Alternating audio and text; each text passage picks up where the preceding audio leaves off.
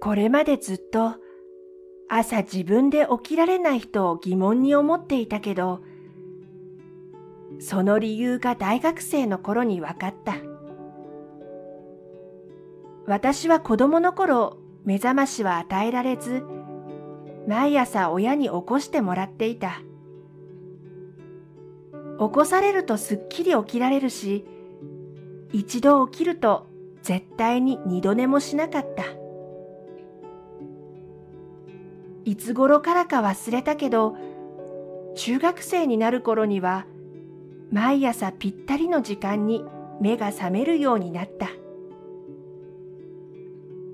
これは前日勉強で徹夜して寝不足とか、よほど疲れてるとかない限り絶対だった。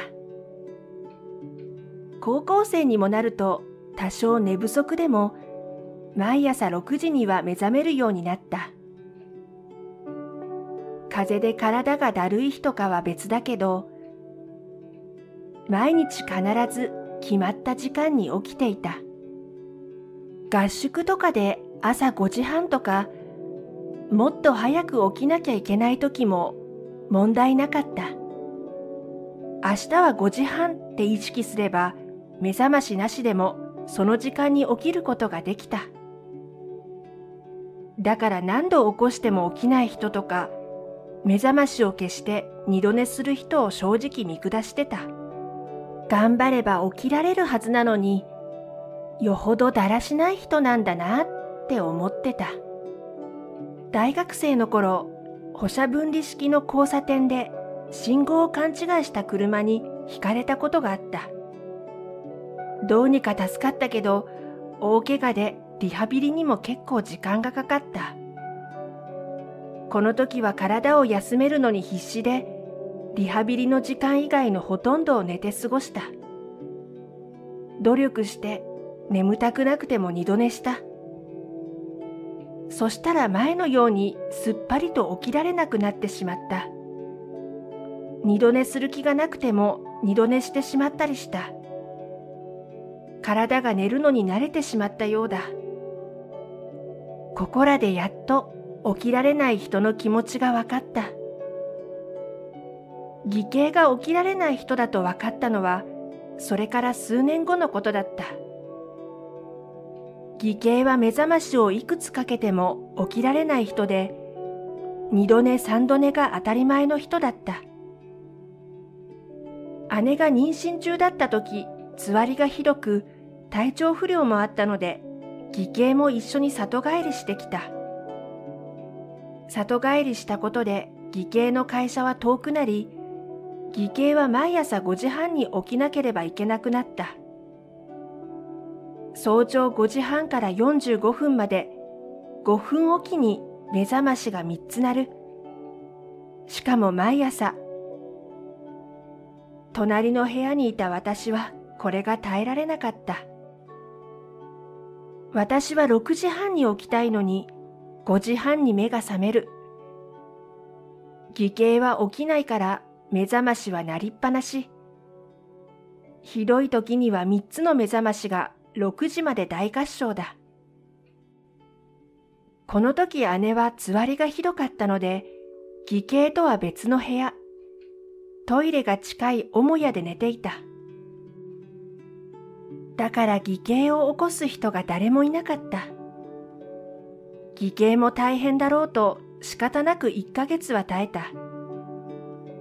以前と違って起きられない人もいると分かったから。義兄のことを理解しようと頑張った。だがある日、激務から久々の休みだった日に、義兄の目覚ましに叩き起こされて、ついに私はブチ切れた。布団から立ち上がると、すぐに隣の部屋に殴り込みに行った。義兄の布団を剥ぎ取り、まずはケツに蹴りを入れた。すかさず寝ぼけ眼の義兄の方に張り手をかまし、いい加減起きんかい。次目覚まし鳴らしたらただじゃおかんぞ。と胸ぐらつかんで怒鳴った。義兄は寝ぼけた頭で懸命に状況を理解しようとコクコクうなずいていた。だから手を離したのに、義兄はそこからすごく自然にベッドに横たわり、また布団をかぶろうとした。たった今起きろと言ったのに、私は再度ケツに蹴りを入れ、だから起きろっつってんだろ、座れと布団を剥ぎ取った。義兄はまたもやコクコクとうなずいてベッドに腰掛けた。今度はしばらくしても座ったままだったので、絶対寝るなよと告げて部屋を後にした。だが義兄はその姿勢のまま寝てしまったらしい。結局6時半前にドタバタと起きてきて、寝癖も直さずに、電車間に合わないと飛び出していった。その日の帰宅後、義兄に今朝のことを話すと、なんと義兄は今朝のことは全く覚えていなかった。なんか恐ろしい怪物に襲われた夢を見た。らしい。怪物とは私のことだろう。これには家族みんなで呆れた。誰にも迷惑をかけていないならいい。だが姉曰く、実は義兄はもともと年に3回も4回も会社に遅刻するような人で、姉も困っていたらしい。これを機会にと私が義兄を起こす担当になった。もちろん姉にも義兄本人にも了承済みだ。義兄も自分の寝起きの悪さには気づいていた。どうにかしなきゃとは思っていたものの、もともと楽観的な性格なので、まあいいかとなあなあになっていたらしい。前夜目覚ましが鳴ってもすぐに起きなければ叩き起こすと本人に改めて宣言した。翌日、案の定義兄は起きず、目覚ましの音が鳴り響く。3日くらいは初日と同じ起こし方だった。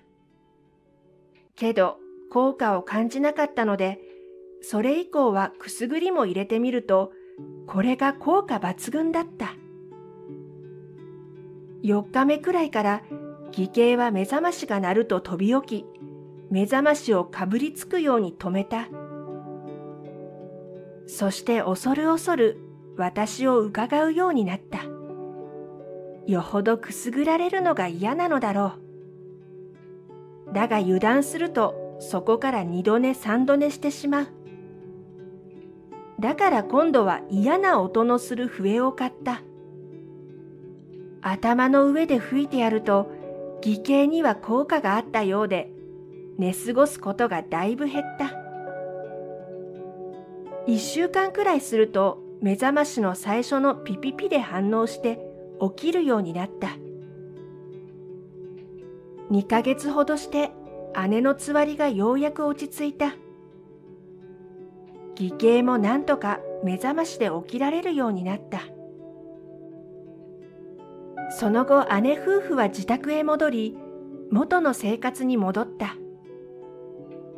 私も穏やかな日々が戻ってきた。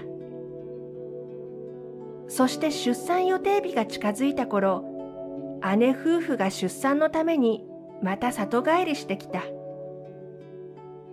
すると自宅に帰って気が緩んだのか、義兄はまたもや2度寝3度寝男に戻っていた。だからまた前のように私が義兄の目覚まし担当になろうとした。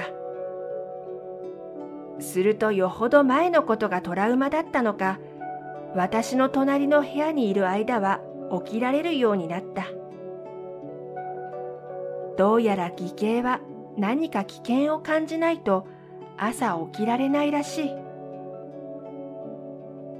結局産前産後の2ヶ月間でまた自力で起きられるようになった。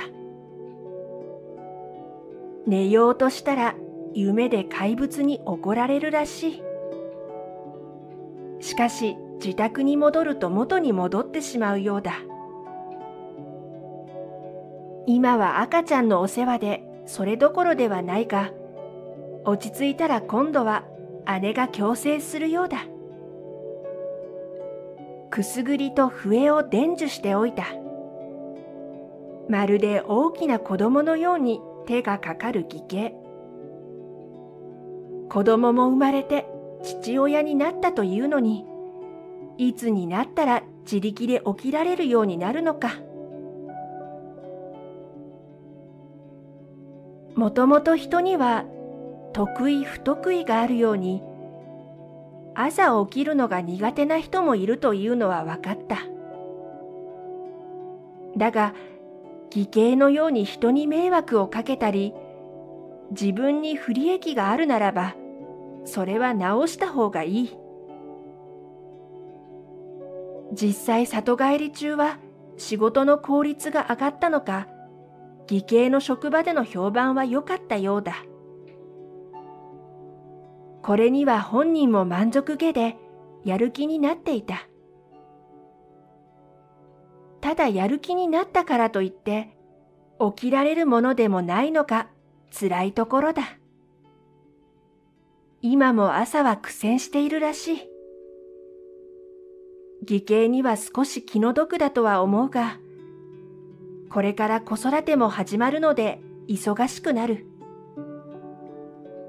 姉のためにも子供のためにも、自分のことは自分でしっかり自力で起きてほしいと思う。そのためなら私は義兄の夢の中で怪物になろうと思う。では次回の動画でお会いしましょう。ご視聴ありがとうございました。